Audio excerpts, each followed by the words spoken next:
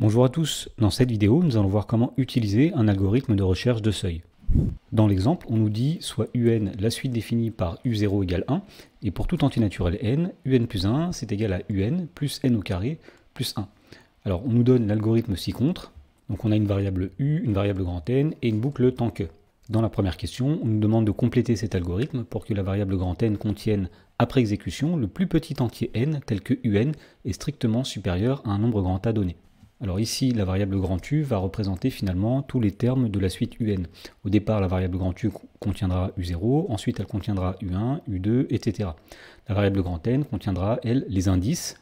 Donc au départ, puisque U0 égale 1, eh bien on met 1 dans la variable U, et puisqu'on est à n égale 0, on met 0 dans la variable grand N. Ensuite, puisqu'on cherche le plus petit entier n tel que un est strictement supérieur à un nombre grand A donné, eh bien on va dire tant que la variable grand U n'est pas strictement supérieur à grand A, c'est-à-dire tant que u est inférieur ou égal à grand A, eh bien on va calculer le u suivant, le terme suivant dans la suite. Alors pour calculer le nouveau u, eh bien on reprend l'expression de la suite. On sait que un plus 1, c'est un plus n carré plus 1. Donc on va reprendre ici la valeur de u qu'on avait à l'étape précédente. On va lui ajouter la valeur de n au carré, donc u plus n au carré plus 1. Voilà, donc dans la variable grand U, cette fois-ci, on a le terme suivant. Et la variable grand N, eh bien, elle va augmenter de 1, on va faire grand N prend la valeur grand N plus 1. Dans la question numéro 2, on nous dit quelle valeur contiendra la variable grand N si le seuil grand A est égal à 50. Alors on va exécuter cet algorithme et pour cela on va faire un tableau.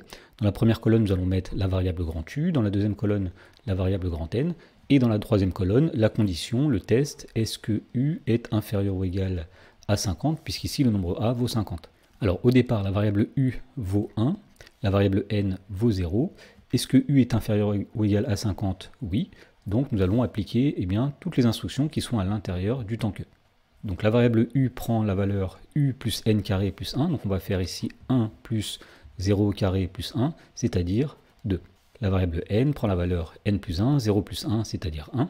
Et on regarde si la condition est vérifiée. Est-ce que 2 est inférieur ou égal à 50? Oui, donc on continue. La variable u donc, va prendre la valeur u plus n carré plus 1. Donc 2 plus 1 au carré plus 1, c'est-à-dire 4. Grand N va prendre la valeur 1 plus 1, c'est-à-dire 2. Est-ce que u est inférieur ou égal à 50? Oui, donc on continue. Donc même chose, étape suivante, u prend la valeur u plus n carré plus 1, donc 4 plus 2 au carré, c'est-à-dire 8 plus 1, 9. N prend la valeur n plus 1, 3, et la condition est encore vérifiée, donc on continue. U prend la valeur 9 plus 3 au carré, c'est-à-dire 9 plus 9, 18, plus 1, c'est-à-dire 19. Ensuite, la variable grand N prend la valeur 3 plus 1, c'est-à-dire 4. La condition est encore vérifiée, donc on continue. À l'étape d'après, donc U prend la valeur U plus N au carré, c'est-à-dire 19 plus 16 plus 1, c'est-à-dire 36. La variable grand N, elle prend la valeur 4 plus 1, c'est-à-dire 5. La condition est toujours vérifiée puisque la variable U est toujours inférieure ou égale à 50. On continue, donc nous allons faire U plus 5 au carré, c'est-à-dire 36 plus 25, c'est-à-dire 61, plus 1, c'est-à-dire 62. Donc la variable grand N prend la valeur 5 plus 1, c'est-à-dire 6. Et là, la condition n'est plus vérifiée, donc nous sortons de la boucle tant que. Et comme il n'y a plus d'instruction après la boucle tant que, c'est que l'algorithme est terminé. Et donc pour répondre à la question, on voit qu'à la fin de l'algorithme, dans la variable grand N, il y a le nombre 6, donc la variable grand N contiendra la valeur 6.